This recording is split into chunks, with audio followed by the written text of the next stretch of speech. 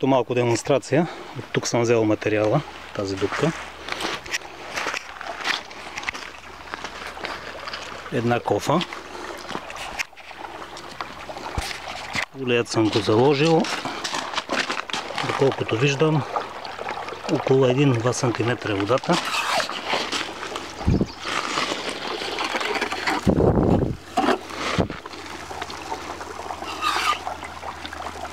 Добре го поема. Може и да е малко бързо.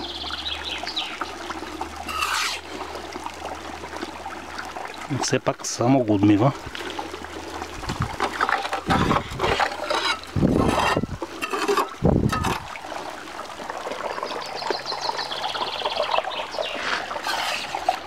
Мястото като че ли е идеално. Тук се сливат двете реки. Тази трябва да е Каменица, а отсреща Сопотска река.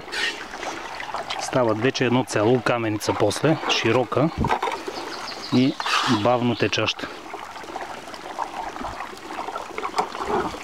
Малко бързам заради клипа, че батерията ще падне. Но може би не е лошо с тези камъчета да понамаля водата. Опитам малко да намали нивото. Така.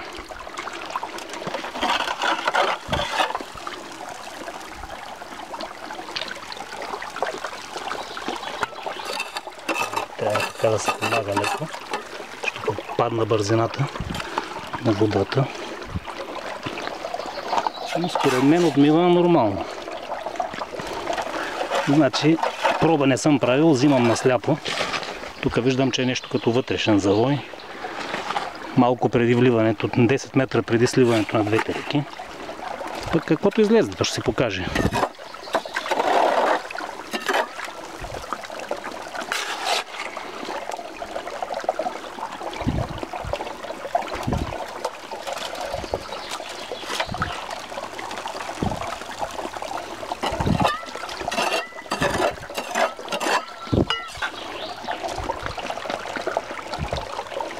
Става някакъв скок на водата от тази плоча. Сега добре.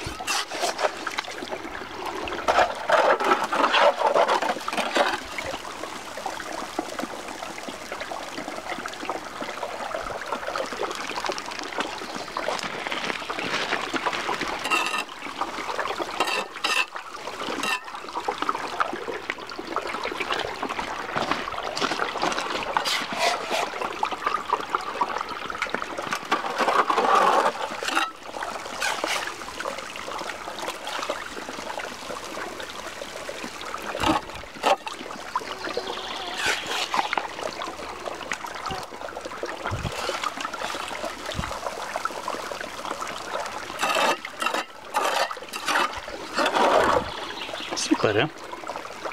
Остава да го има. Най-важната част. Но нямам време за проби сега, защото малко времето ме притиска. Искам просто да пробвам работата на самия улей.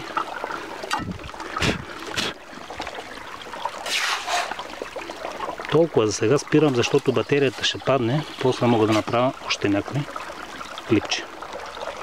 Ето.